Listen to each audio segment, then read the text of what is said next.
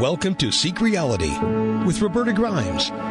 Joyous conversations about what the afterlife evidence and modern science combine to tell us is true about our one reality. You have nothing to fear. You are eternal and you are perfectly loved. Knowing the truth changes everything. Now, here's Roberta. Welcome to Seek Reality. I'm Roberta Grimes, and I'm so happy you're with us today. As many of you know, we have very few near-death experiencers as Seek Reality guests, and there's a reason for that. Near-death experiencers are generally overwhelmed by their near-death experiences. Near-death experiences are usually spontaneous, out-of-body travel in the astral plane, and it's usually when, for one reason or another, the material body is briefly unable to support life. And, when that happens, there you are suddenly in the astral plane, and that experience is so overwhelming that we're sure we must have actually died. Oh my God, oh my God. And then to top it off, our spiritual guide will often give us weird and amazing experiences that are educational, and they're meant for us alone. And sometimes they include things like a trip to a fiery hell that's meant to shape us up. And then, of course, we come right back into our body and we wake up. So what can we assume but that we actually died and we came back to life? But in fact, such a round trip is impossible. The literal definition of death is the severing of the energy cord from your energy body, which is what has just made that trip, to your material body that keeps and that cord is what keeps your material body alive when you astral travel, which in fact most of us do, and we do it nearly every night while our material bodies sleep. They need to sleep. Our energy bodies don't have to sleep. That silver cord cannot be reattached. So if someone is here and they're able to tell you the story of that amazing trip, that person never has actually died and never has been to where the dead actually are, not even for a moment. All of that being said, near-death experiences can be amazing, and many of them are life-transforming. And our guest today had his transformative NDE when he was only 3 years old.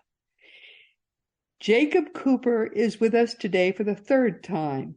His first book, Life After Breath, begins with his remarkable near-death experience at the age of only 3. And his second book, The Wisdom of Jacob's Ladder, talks about his further extraordinary spiritual experiences and what he has learned from them. Jacob Cooper is still a young man, and he's been through a lot for someone so young. But we know that the veil between worlds is thinning rapidly now, and those who are willing to open themselves to grow spiritually are learning so much. Jacob, welcome. It's so wonderful to have you back with us today. Roberta, a big honor. This has been a wonderful week. I just was on the George Noory show this week, and just yesterday I spoke with the man that coined the term NDE, my friend Dr. Raymond Moody, for a bit, over the phone, and I was giving him, and you and others a lot of credit for, the term NDE, but he said, no, it goes beyond me. It's about, Plato was the one, and he's just so modest and humble and brilliant too. And I'm honored to call him and you as a friend, the many pioneering researchers of NDE and transformative experiences. And without you, I don't know if I would be here today. I guess not. You've paved the way, so thank you. Oh, you're welcome. I tried to have Raymond Moody on as a guest a while back, and I found him so overwhelming. It was hard to get a word in edgewise. He's so sort of overwhelmed by his whole life, I think. But I found him. I was a dinner guest with him, not his guest. He and I were guests together, and I found him to be the most fascinating guy to just talk to. He's overwhelmed with joy. He's a wonderful guy. That's anyone that talks to him will really vouch for how brilliant obviously he is, but his heart, is pure gold, and he's clearly a man who's made an incredible impact, but just very modest about it. And, he just, I think in a way he has the public persona, but he just wants to be a guy too, I think. He just wants to just be talked to as a person. He's not of the ego, he's of the heart, Yeah, he is. He definitely. really is delightful. He had me Yeah. laughing, I have to tell you. No. Yeah. But an honor to be back here on the show. Um, yeah, no, I've been very busy trying to shift gears. I've developed a YouTube channel called The Wisdom Jacob's Ladder. And so that's really about generating the inspiration, the hope past some people when they are going through pain.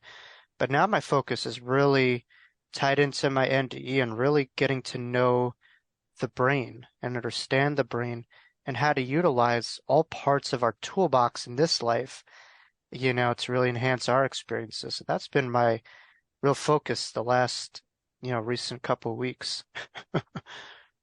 Well, that's good. I mean, I'm glad you're just not letting any grass grow. You're doing things all the time, and you have a day job. You're counseling people, right? Yeah, no, I work in one of the biggest hospital conglomerates, probably the biggest hospital conglomerates in the United States, in a psychiatric hospital facility, and so I work for many years, in outpatient, care, and I also do private practice.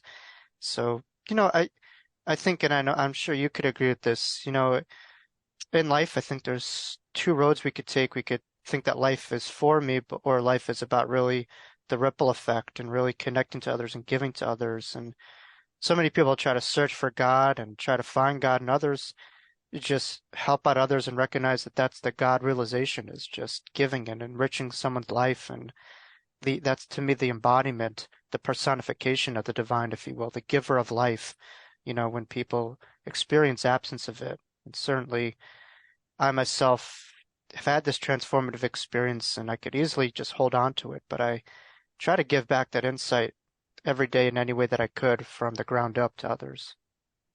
Well, talk a little bit about what it was like to have a near-death experience as a small child. How did it affect you when you were so young? Yeah. Well, my curiosity is like for people who have grown up without near-death experiences, like what's life like with that one? For me, that's all I know in Right, this life, right. but life was, you know, there was a double-edged sword to my life. On one hand, there was a great insight that I had, that probably a lot of children have when they're younger because you think about it, you're just coming back from the other side to this reality. But for me, it was a lot more full-blown. And so I had to implore a lot of what I utilize with my clients today, which is something called radical acceptance. And this is something that people do in grief or in loss. It doesn't mean that we agree with the way things are, but it does mean that we need to acknowledge and accept that these are the way that things are. And for me, coming back from an NDE, I had to relearn, that I was to experience myself at 3 years old. I understood that I was not a 3-year-old. My soul is not three, but I was experiencing myself in it. So I had to just kind of accept myself as a kid in this life and be present, in this life, and but then eventually once I was able to be free and the shackles kind of came away, I was able to embrace that part of myself and just say this is who I am. And I wish that for everyone. At a certain point we develop an ego, at a very young age where we have like a set characteristics of who we are with that box in this lifetime. And, some parts of our life we recognize that we are not all those traits. We experience those characteristics of our jobs, our genders, our ages, but beyond that is an infinite soul. And, that's when people are able to remember that they're having they are spiritual beings, having this human experience. And that's a beautiful realization. And you had some sense of that even though you were so young. Absolutely. I mean, I lived in a home where I had, 4 or 5 siblings, and there's always a black sheep of the family, someone who's very different. We all had the same food, the same clothes, the same this, but I was by far the biggest outlier, hands down.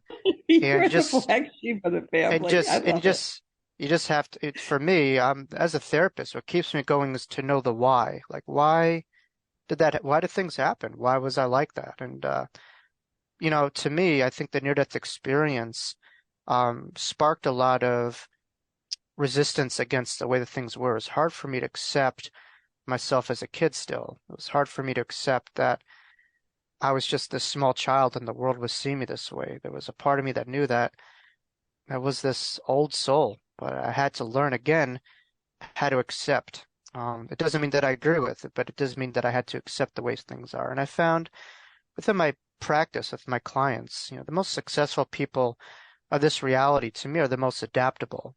They're most flexible with situations. And eventually once they're able to get through that, they have a little bit more autonomy at a certain point in their life to really make life more their own. But sometimes things are the way that they are, and it doesn't mean we agree with it, but to kind of move forward, we have to find ways to be flexible with our attitudes and our approaches towards things. I can understand how that would be the case, because if you had an experience of a larger reality and a larger you, it would be hard to sort of squash yourself back into the way people would see you as a small child. I can see that would be the case. Yeah, well, it was kind of paradoxical, where all of a sudden the people that I saw as old were kind of young, and the people that I saw were young were old, meaning chronologically they were older, but they had more forgetfulness. They didn't have as much clarity, and they were just kind of blinded to this stuff, where the younger people were spiritually older in a sense. But that to me speaks volumes about the way that the world is operated. We're taught to just kind of bog down that inner voice and kind of be influenced by this larger voice of influence on the external world and the outer kind of programming. And so many people are just leaves and waters to this consciousness of this world that we are experiencing, versus tapping into the unique components of who they are. And that leads to midlife crisis. A lot of people check off all the boxes of what they were supposed to be in this life and they feel empty. Because I think a lot of that has to do with a very disconnected sense of inner self, and that's been going on for a long time, and a life that's not connected from the right foundation. Because they lived off the end of that material life that they had assumed was going to be their lives. Right. And suddenly they're the spiritual aspect. They fell into the cultural myth. They bought into it. Yes, and exactly. Yes, better they thought said. that was real. And I see this every day. When people are just kind of buying off of what the world wants you to be instead of being your authentic, real self and living a connected life. And so, I've gathered, so many things that people are seeking, they're facing the wrong way. When you're looking for all these kind of things outside yourself, you may not find it, but when you're facing inward, you'll find a lot more beauty and be able to transform those external experiences. Absolutely. Absolutely right. And you had a spontaneous OBE as well? My out-of-body experience was something that happened probably 2 decades later. And again, it was in the month of September, which I'm a big Earth, Wind, and Fire guy, but my Lord, that is my month. From having my NDE, Right, I right. definitely remember in September, so Yeah. For me, um, it's April, but I think we all have a month like that. Right. there's just there's synchronicities to it. But yeah, April, yeah, that's definitely. I mean, I'm Everybody born in has one month. April. Yours is September. I don't question it because I know what you mean. April's my month too, but it really does speak to the NDE in a way where it's like, there's, I guess at least my philosophy, there's a bit of a new beginning and a letting go of an old reality, and a birth from, Yes. Oh, yes. decay, if you will. So there's, to me, it represents the eternal cycle of life, the seasons and nature itself. But Yes. September, at least for me, is different because and I know we always speak about this, but I come from the Jewish tradition. September represents, the beginning of the new year, a new chapter, a Yes. new cycle. So, I've been a very good Jew without even trying with all these experiences, and I don't have to follow Yeah. all the dogma and the rules. It just kind of happened to me, you know. But to me, September was when I had my OBE in my early college years, where literally just kind of woke up and I was just outside of my body, hovering over it. And this didn't last an hour, it didn't last a day, it lasted a couple of weeks, and it was the most beautiful, euphoric experience. And it left any bit of doubt that I had. I could have said to myself, "Hey, I was a kid, I was this, I was that," but this was when I was a full adult, and I can't tell you how beautiful it was. I was just able to tap into all of this beauty and love and expansive energy that was inside my inner being that laid, maybe dormant for years, and it was this energetic explosion. But to me, it was really it started by laughing hysterically, and when I laughed, I was able to squeeze out every part of my body, and I was laughing at the cultural myth that how we just took all these things so seriously that were so meaningless, that were so little of substance. And from looking at all this world that I just kind of bought into for a period of time and just looking it straight in the face, I just was cracking up and I was seeing past this illusion. Are you serious? That's amazing. And it wasn't just a ha-ha laughter. This was a laughter where every part of my body was just squeezing out all of the heaviness. And literally, I left my body for several weeks from laughter, Is that in the book? Because I don't recall reading that, and I read that book. Yeah. It's something that I certainly emphasize in my teaching. There's a group called the Laughing Club of India, and there's a documentary on it, that I've watched for years. And literally, there are people living in India, in a third world country, and they have very little material, substance, in life, but they meet every day and they generate their own happiness. They recognize that happiness is the state of the soul, is the state of our inner being, and they just crack up hysterically for a couple minutes every day. But they have the most power because they are able to take life in their own hands. They don't need something to make them happy. They're not dependent on external. They decide and choose their own happiness. And for me, that's what led to this. I could really, if you could kind of pinpoint one thing, that's kind of like the squeezing out and just the hysterical laughter of this reality and looking at the myth of it dead in the face and just how much tension I build up to things that just don't matter, how seriousness we take to these things that are just a joke. So it's the grand comedy that stirred up my spirit, and I was able to really see things for what was real versus things that I perceived to be real. But this experience, my heart it felt like wet like an ocean. It was just beaming with this. It felt like an ocean. I just love that. I love that. I literally had to take a towel and try to dry off my third eye and my heart because I thought it was soaking wet. But it was just, I just love that so much. And literally I would just sit and I would feel this blinking eye. And I felt my third eye before on and off, but this was a literal massive eyeball that was blinking on and off.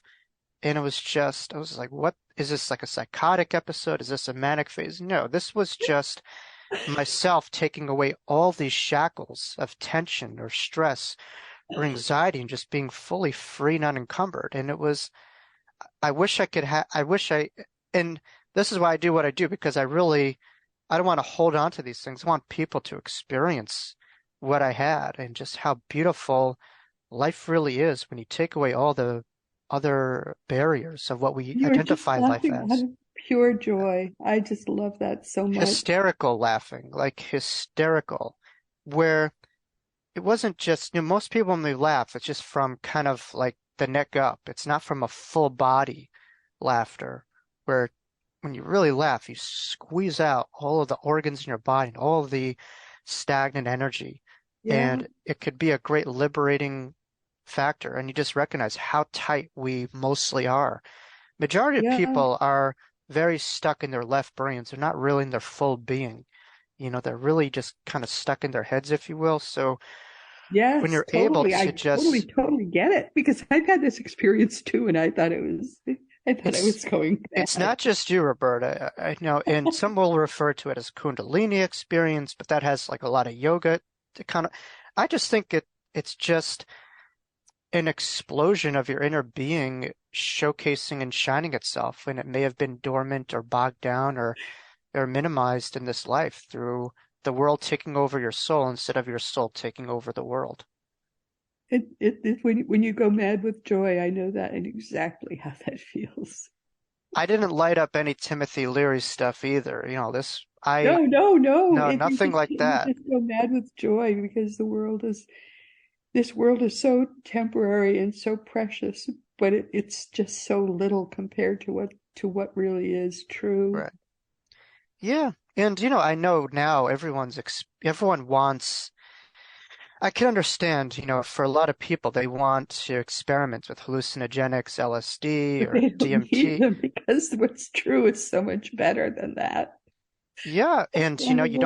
you don't risk your life. I mean, all this stuff Oh, could be very dangerous. I, as a therapist, I could see why someone would experiment this if you tried everything and if you're just at your last stop of the train.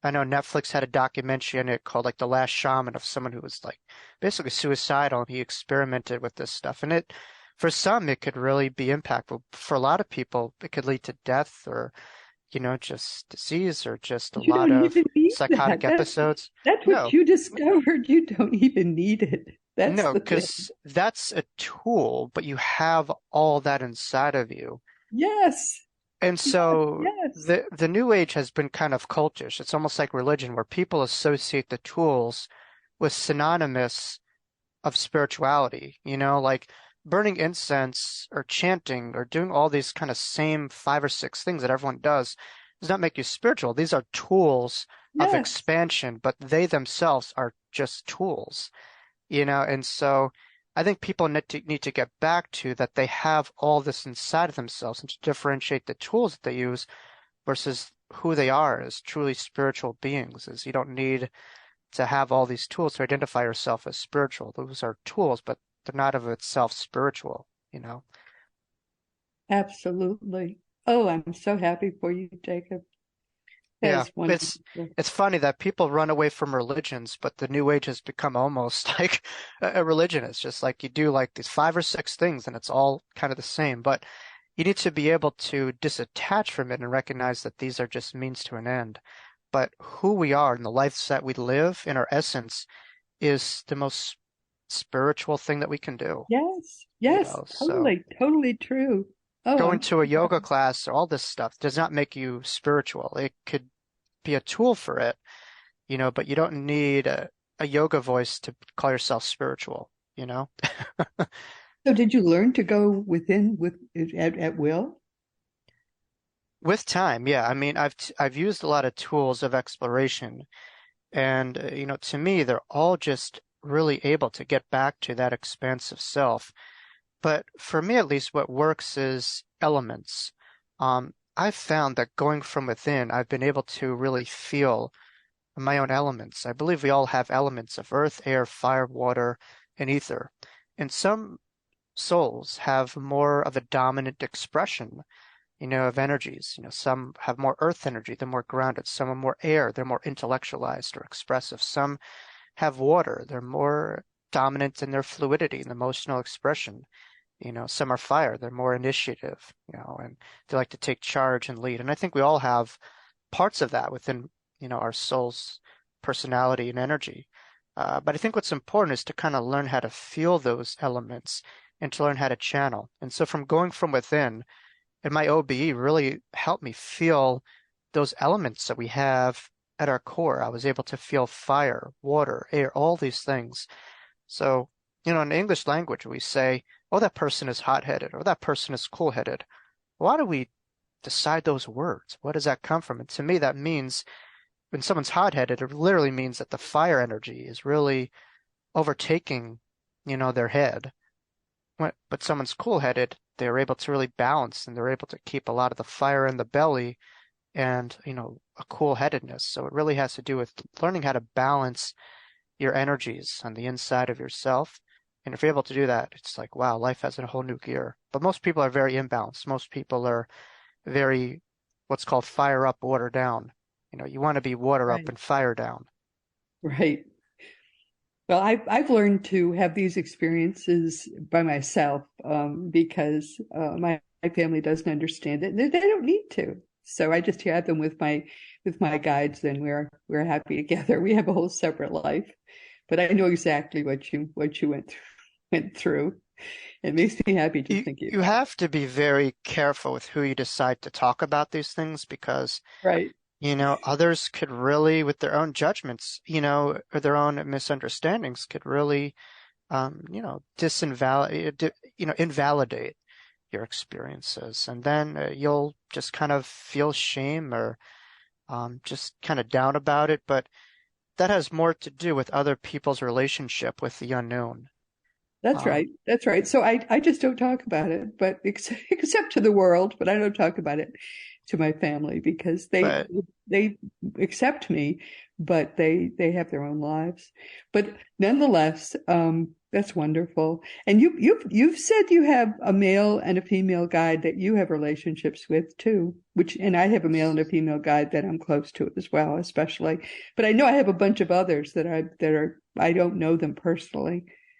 yeah, no, it's beautiful to have a relationship with all of these superpowers within. And that's a chapter in my book, The Wisdom of Jacob's Ladder, like your inner superpowers. I think we have as a culture a real obsession, to some degree, at least the younger generation with Marvel characters and Spider-Man and Superman, Right, all I that stuff. know. And we just have to recognize, why are we so obsessed with that? And I think really the things that we're aspiring to or looking at and seeing greatness in is really a reflection of our higher selves and what we have within ourselves. And so I think rather than seeing beauty or strength, solely outside of someone else, we should see that as a reflection in ourselves. And for me, at least, when I see a great teacher, someone who's influenced my life, I don't just put that person on a pedestal. I say, that's me. That part of that person is myself, much like a beautiful mountain or nature. That Right, of beauty that we course. see is just a reflection of our inner beauty, our inner self, and that's why we gravitate to these things. But people ask me all the time about spirit guides, and even George Noory asked me when I was on Coast to Coast this week about it, and I could agree. I think before you get to this life, I don't believe I've had a direct awareness of the life review phase, that before we get here, really plan out our lives. And that is really mostly decided with our primary guides that we're contracted before we come here. It's Right. mutual agreement, and Uh-huh. it's that guide and ourselves are agreed to each other. But within life, we could also, tag on other guides. But when I saw my spirit guides in my, NDE, I can't tell you just how euphoric it was, how beautiful they were, but also at the same time, just how elevated I feel. It felt like, if you ever have like someone, let's say that you have an infatuation for, just a big crush on, you Yes, know, I know exactly how that and you is. feel Yes. this person is totally out of your league, that they will never be into you, that they're just on this other pedestal, and that person feels the same way as you do. It's kind of that's kind of how I felt with my guides. It's just like, oh my God, like you guys are just, I can't express how beautiful you are, and you are so invested in me. And it was, Yes. yes, This we is are. amazing, isn't it? Yes. Yes, we are. And, because sometimes, again, that's the ego. We see ourselves in a very small way, but spirit guides see us through our real, true, higher selves and our true nature. And that's what they see ourselves as, and they see ourselves in such an elevated way. But that's the closest way I could describe it. Just like a Hollywood celebrity crush that you have that you think is an ivory tower all of a sudden feels the same way as you do. And you're like, oh my Lord, and you've been with me the whole time, and you're totally invested in me. It's just, you can't explain how beautiful that is. It's extraordinary that they love us and, in a sense, revere us and they're devoted our whole lives Yeah. to our benefit. And that's amazing to discover that when you're right, when we look up to them so much. But I I they can't look up to us too, I know, well, that's what I mean. It's so extraordinary. It's I it's can't get over it myself it's a still. it's a topsy-turvy world over there, Yeah, just, and how we are just so different over there than how we see ourselves over here many times. right. I That's can't tell right, you how small the majority of people see themselves versus the right. reflection of the true reality. I can't tell you. And some I people know. have that expansion, and people gravitate to that. I look at, yeah, at least for me, like the the most influential teachers in my life have probably been Ram Dass and Wayne Dyer, and I think those people are just they're on this earth, but not of it. They're connected to a really higher source, and they're just kind of like expansive in their connection to their inner selves. It's not a very small connection. It's a larger, broader connection. They're really they were lived a conduit life, of just a real reflection of a deep spiritual being having these human experiences. But that's a point that you've just made, I think needs to be emphasized, because my Thomas, who is my primary guide, says it to me all the time. He tells me that I am every bit as elevated as he is, and that when I get there, after I have transitioned, I will discover that. I am overwhelmed by that thought. I cannot imagine it. But he tells me that. And everybody listening is in that same position. You have wonderful, powerful, beautiful guides, but they would tell you the same thing, that you are every bit as elevated as they are. Oh, no, absolutely. And I think we kind of, at least in the Western world, we kind of like apply capitalism or just how we're structured, in hierarchy, and we associate it with spirituality, that there are the haves and the have-nots, and there's those with monopolization of this stuff and those that don't. But, there's enough abundance of the pie for everyone to enjoy and eat. It's not something for a select few.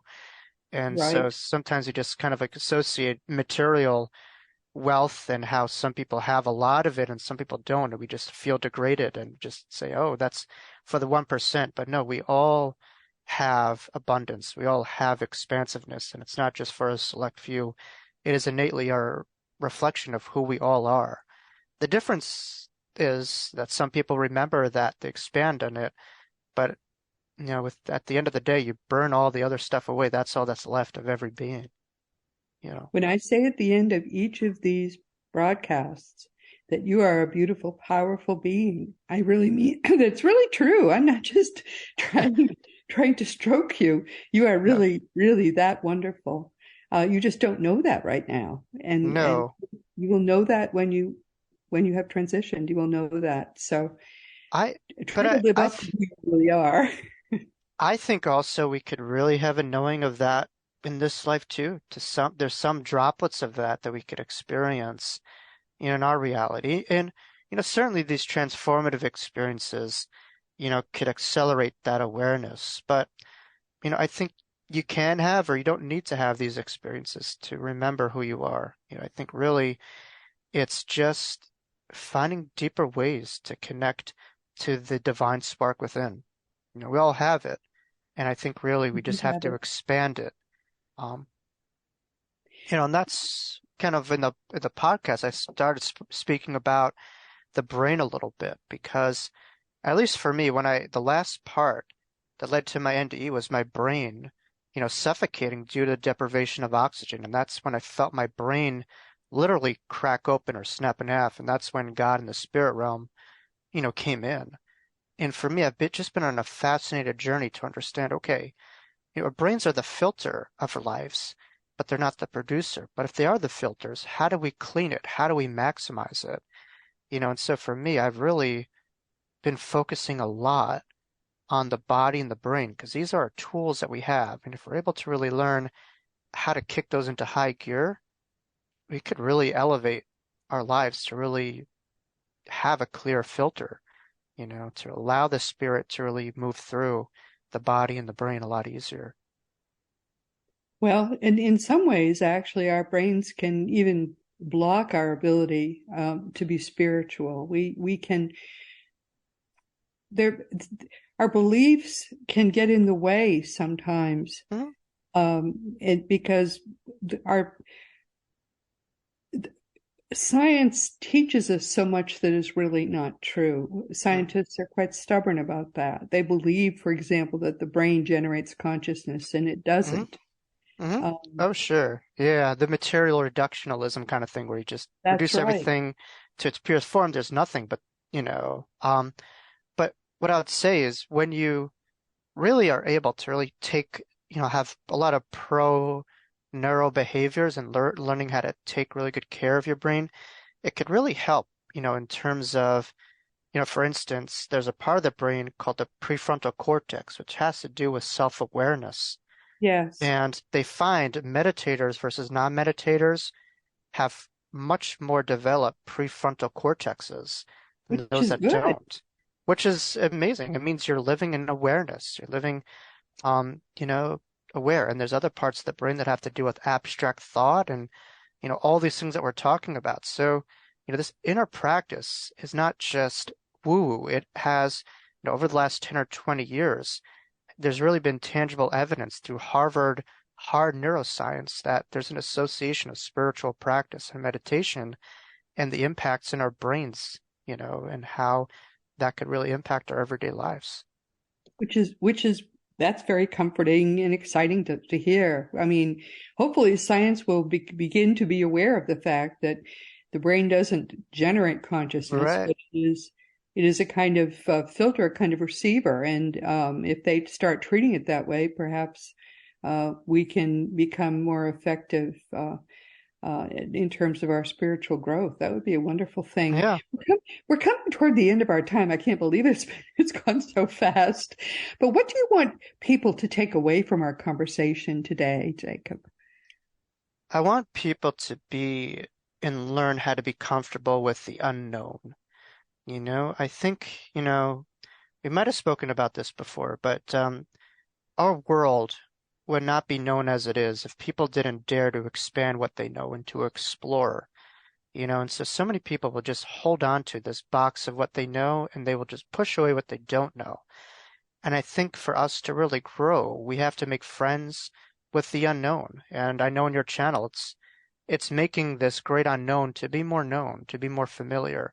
And if you're able to look at this stuff, I find looking at, fatality, much like my NDE, could really be a gateway for others to maybe develop a possibility of inviting an awareness of immortality. And I see that with people who lose loved ones, where they have this loss, but all of a sudden their grief is a gateway of maybe looking at life in a new way, and they just kind of like expand, their lives. So I think it's looking at, mortality and acknowledging that, yes, that is a part of this physical reality, and that doesn't have to be looked at with trepidation, but rather something that could lead to more purpose, but also really allowing people to really maximize their brains and their bodies and learning how to take optimal care, trying to move, trying to eat good foods, trying to take care of this vessel is very important because, all of these things makes us, human.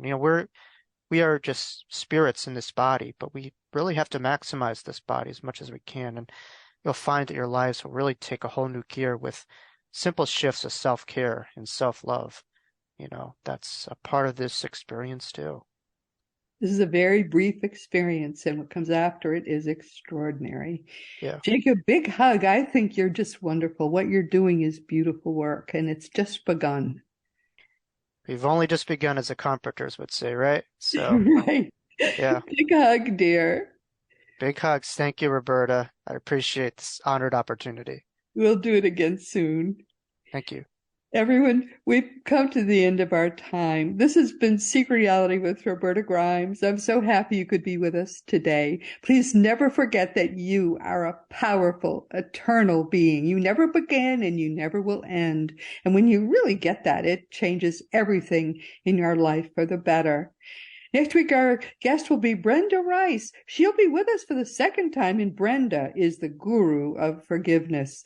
She says self-forgiveness helped her to transition out of victimhood and into the life people really that she was meant to live and that she thinks everybody is meant to live. And now she's dedicated her life to helping people overcome obstacles that hold them back from living their own lives to the fullest. She wrote a fantastic 5-step forgiveness process book. It's really nifty. It's called Forgive Yourself. And frankly, she's the first person I have found who really gets forgiveness the way people need to get forgiveness. She's the best forgiveness expert I have ever found who really can teach it. And as you know, forgiveness is the gateway to freeing yourself to practice perfect love. Jesus taught it, and I have never found anybody who can teach it correctly, really correctly. Jesus said we should forgive 70 times 7, remember? And I'm excited to have her back because I don't teach it the way she does. I think she's terrific. And please, therefore, join us next week. This week, we've been speaking with Jacob Cooper. He's been with us for the 3rd time. Jacob has had a childhood near-death experience. They're rare, but when they happen, they shape your life. Today, Jacob is a clinical social worker, a certified Reiki master, and a certified hypnotherapist. He specializes in past life regression therapy, and he works privately with clients through online services. And because he was especially inspired by his spiritual awakening, he facilitates spiritual awareness in other people. And as you can hear, he's really kind of got it. I don't know what it is about Jacob. He lives and practices in Long Island, New York. And his second book, The Wisdom of Jacob's Ladder, features a grown-up Jacob who works as a counselor. And he's in the zone. I don't know what it is about him, but he's really, I think he's going to be, as he matures, and he's still maturing, I think he's going to be really kind of a guru for people in ways that few people really achieve. So we will have him back again. I'm interested to see what he's going to become as he grows. But I really like Jacob. I really almost identify with him as someone who's going to be a next generation teacher of people, and someone who's able to really open out and be one of the people who is leading the next generation. And of course, now it's time once again to mention that Seek Reality Online is your one-stop resource for all things afterlife. Just go to seekreality.com and start to learn for yourself that your own reality really is eternal. Learn the ultimate truth from Craig Hogan himself, who is the ultimate expert on all things afterlife. And teachingsbyjesus.com is your single resource for all the beautiful divine truths that are brought to us in perfect love by the greatest teacher who ever lived, Master Jesus, the eternally risen Christ. Now it really is Jesus' turn. As Christianity, the religion dies, and it had to die because the real teachings of Jesus now can finally come alive. They were never in the religion at all. Teachingsbyjesus.com is the Lord's own entirely religion-free website made by him and for him in perfect love for you. As I'm sure you know by now, my own nonfiction books are Liberating Jesus, The Fun of Dying, The Fun of Staying in Touch, The Fun of Growing Forever, The Fun of Living Together, and The Fun of Loving Jesus, Embracing the Christianity that Jesus Taught. For young children, there's The Fun of Meeting Jesus, and you can order all these books through bookstores or on Amazon.com or BarnesandNoble.com. And the adult books, all except the latest, are available as audiobooks. If you want to talk about anything, my books, or just anything at all, you can always contact me through the green contact block on RobertaGrimes.com. I answer all my emails, although I think right now I'm answering them a week late because I have so many that come in and I answer them in order. Just please be sure to give me your correct email address because on occasion they bounce. People have given me their address wrong and that makes me so sad. I hate that. So please make sure your address is right. Past episodes of Seek Reality are available just about everywhere, wherever podcasts are found. And many people just tell me they listen each week through the Seek Reality app you can find for free wherever free apps are available. Meanwhile, this has been Seek Reality with Roberta Grimes. Please enjoy and make the most of this coming week in our one reality. We share one reality, even though people don't yet realize that. And it's an eternal reality. Please always know that you are a powerful, eternal being, and you in particular in this entire universe, you, most of all, are infinitely loved. You've been listening to Seek Reality with Roberta Grimes.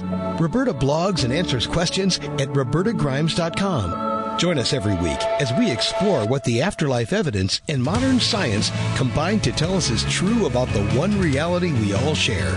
Knowing the truth changes everything.